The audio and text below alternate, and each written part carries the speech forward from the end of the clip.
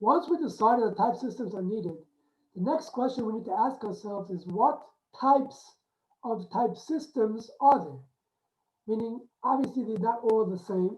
They would have different functionalities, they would have different uses, they would have different ways of doing things. And we need to ask ourselves, what are the possible types that exist? When we talk about type systems, we are not talking about actual types. We are talking about different ways of doing things. And when we talk about the type systems, we pretty much have um, two groups of two, which means that type systems fall into one of the four boxes that we have that we're going to talk about in a second. We have here, either strong or weak,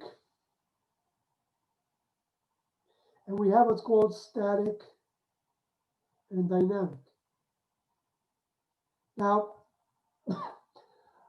there are a lot of sites and all kind of blogs out there that mix the two, which means that they think that every strong is static and every weak is dynamic, but that's not true. It's actually two different groups, two different sets. We have two different topics we want to talk about, whether it's static or dynamic or it's strong or weak. Now, every programming language has to decide whether its type system belongs in one of these four boxes, which means, for example, we can say, oh, C++ or C-based type system is actually, let's say right here. So we can put a C++ over here, and we can put Python up here, just as an example, right? So every language has to decide whether it belongs in strong static or strong dynamic, possibly weak static and possibly weak dynamic. So we have to actually go and describe what each of these things mean. Now, as I said a minute ago, a lot of information sources out there mix the two. I've seen on very respectable places things that were pretty much are not true. And they say, oh, this is static and therefore it must be weak or I mean, strong. And which means we see a lot saying that these two boxes exist and the other two boxes don't exist. But that's not really true at all. And actually, if we look at C++ and Python, it's actually pretty much a nice proof that the other two boxes exist as well. And therefore, we need to describe what each of these things mean. So as introduction to the topic, let's just say something about programming languages in general. Whenever we say the word static, we pretty much mean compile time. And we say the word dynamic, we mean runtime. And that's true in a lot of subtopics in the programming field. For example, you can declare a type in C++ and have it and tell it during compile time what it is, or you can tell it during runtime to allocate memory. Notice you're allocating memory before runtime, or you're actually allocating memory during runtime. The new operator, the famous new operator, dynamic memory. The word dynamic memory means allocating memory during runtime. Okay, so we come to talk about type systems as well, and we'll talk about binding times, and we'll talk about in the future. We'll talk about scoping, things like dynamic scoping and static scoping. We'll talk about all that in the future. But we always mean compile time versus runtime, and that's what we mean here too. When we say that a certain program type system is a static type system, what we mean to say is that the compiler gets to decide what the type of the system is, what the type of the variable is, which means that the compiler already knows during compile time how to give interpretation to that piece of memory. Now, that's good, it's bad, it has ups and downs, we'll talk about it in a second, but that's what it means. We can have a static, like C++ is a uh, statically typed language. What that means is I can go and write in C++ things char C or int b.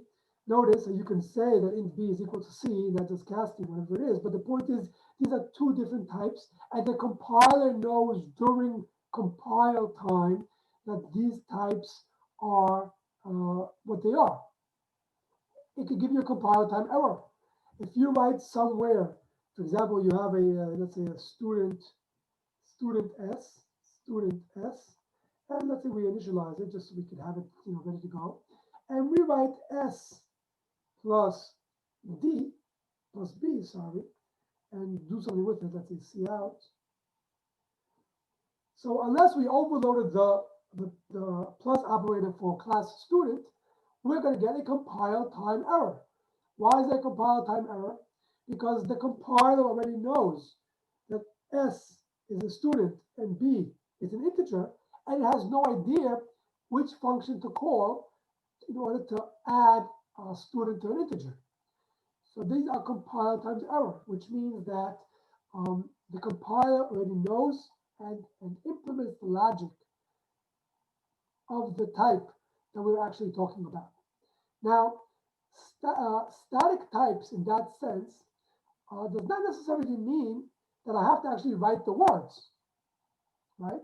It doesn't mean that I have to write the word character or integer or student or whatever it is. It doesn't mean I have to say that. We have what's called type inference. There are languages out there that do type inference, and I think some of you guys got languages that do that, type inference, and we let the compiler deduce what the type is, not the runtime. So if we have, for example, in C#, we have some kind of, let's say, link statement, and we say that var something, var b is equal, we have some complicated, convoluted link statement here, right? Link statement here. So, and we get some kind of type that we have no idea what it is, and therefore that's what we quantified as var. Or we could just use var any way we want. We could write in C# var c is equal to 3. That's legal. But that doesn't mean there is no type.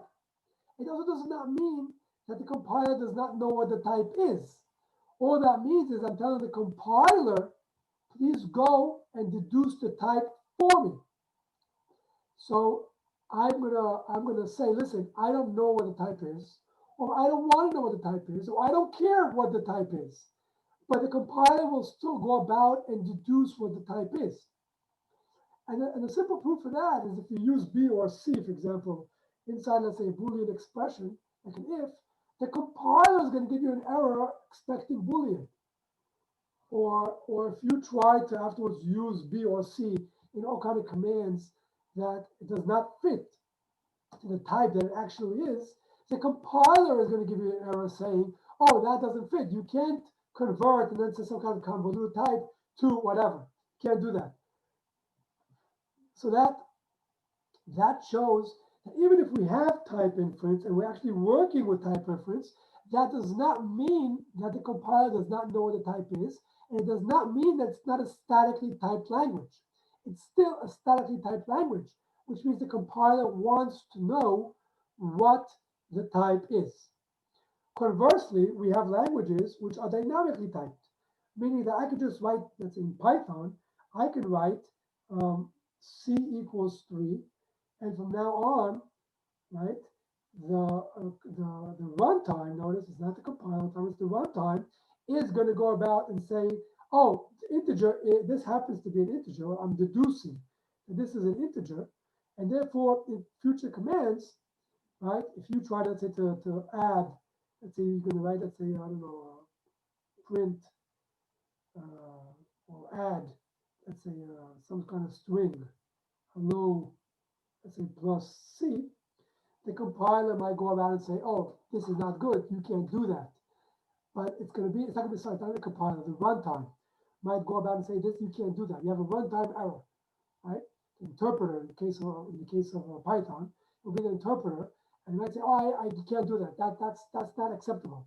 But you're going to get a runtime error, not a compile time error, which means that during runtime, we are deducing that C is an integer and not during compile time.